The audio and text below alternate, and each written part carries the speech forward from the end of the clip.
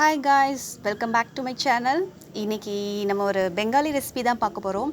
நார்மலாக நம்ம குலாப் ஜாம் செஞ்சு ரொம்ப போர் அடிச்சிருப்போம். ஸோ வாங்க ரவையை வச்சு எப்படி பெங்காலி ஸ்டைலில் நம்ம பண்ணலான்றதை பார்க்கலாம்.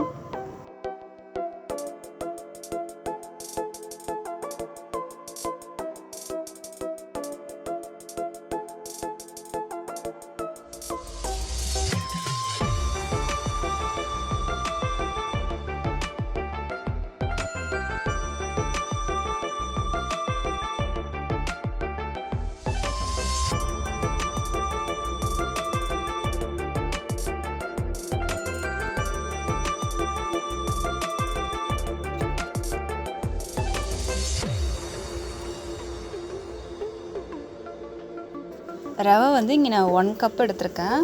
நீங்கள் அந்த 1 கப்பை வந்து நீங்கள் நல்லா வந்து சிம்மில் வச்சு நீங்கள் நல்லா வந்து வறுத்துக்கோங்க. இது நல்லா வறுத்ததுக்கப்புறம் நீங்கள் நல்ல ரவையாக வாங்கிக்கணும். ஏன்னா வந்து சில ரவையில் வந்துட்டு மண் கல் அந்த மாதிரி இருக்கும். சில வந்து ரொம்ப லாங் சைஸாக இருக்கிற மாதிரிலாம் ரவை இருக்கும். அந்த மாதிரிலாம் வாங்கிட்டிங்கன்னா இந்த ஸ்வீட்க்கு வந்து நல்லா இருக்காது. ஸோ ரொம்ப வந்து மீடியம் சைஸும் இல்லாமல் பெரிய சைஸும் இல்லாமல் ஒரு ஸ்மால் சைஸில் இருக்கிற மாதிரி நீங்கள் வாங்கிக்கோங்க.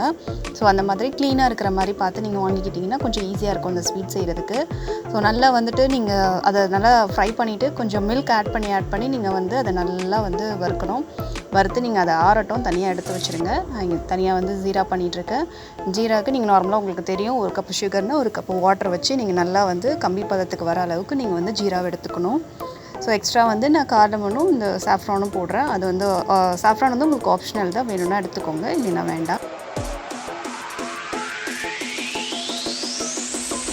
இப்போது ஆறின அந்த ரவை நம்ம மிக்ஸ் பண்ணி வச்சுருக்கோம் இல்லையா, அது வந்துட்டு நல்லா ஆறியிருக்கும். அதில் வந்து நான் மில்க் பவுடர் வந்து நான் 1 கப்பு போடுறேன். 1 கப்பு ரவைக்கு 1 கப்பு மில்க் பவுடர் போடுறேன். ஸோ போட்டு நல்லா அதை வந்து மிக்ஸ் பண்ணிவிட்டு ஒரு ஸ்பூன் கீ போட்டுக்கிறேன். அதே மாதிரி ஒரு பிஞ்ச் வந்து சால்ட்டு நல்லா போட்டு தண்ணி ஊற்றி நான் வந்து மிக்ஸ் பண்ணிக்கிறேன். நீங்கள் வாட்டர் வேணால் ஆட் பண்ணிக்கோங்க, இல்லைனா மில்க் போட்டுக்கோங்க. மில்க் ஊற்றி கூட நீங்கள் ஆட் பண்ணிக்கலாம். நல்லா ஒரு சாஃப்ட் கொடுக்கும். நல்லா சப்பாத்தி டோக்கு எப்படி நீங்கள் பிசைவீங்களோ அதே மாதிரி நல்லா பிசைஞ்சிட்டு கீ வந்து நல்லா கையில் வந்து அப்ளை பண்ணிவிட்டு இந்த மாதிரி சிலிண்டர் ஷேப்பில் வந்துட்டு நீங்கள் பண்ணுங்கள். ஏன்னா பெங்காலி ரெசிபி வந்து நமக்கு ரவுண்ட் ஷேப்பில் வராது. சிலிண்டர் ஷேப்னா தான் அது ப்ராப்பர் பெங்காலி ஸ்வீட்டு. ஸோ அந்த சிலிண்டர் ஷேப்பில் வச்சுட்டு நீங்கள் வந்து நல்லா சிம்மில் வச்சு ஃப்ரை பண்ணுங்கள். ஏன்னா ஹையில் வச்சிங்கன்னா உள்ளே வந்து வேகாது.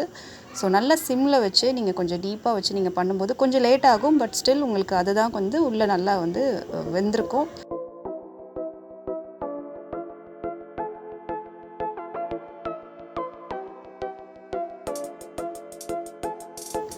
கண்டிப்பாக நீங்கள் வந்து இந்த ரெசிபி வந்து ட்ரை பண்ணி பாருங்கள். ட்ரை பண்ணி பார்த்துட்டு எனக்கு கமெண்ட் பண்ணுங்கள்.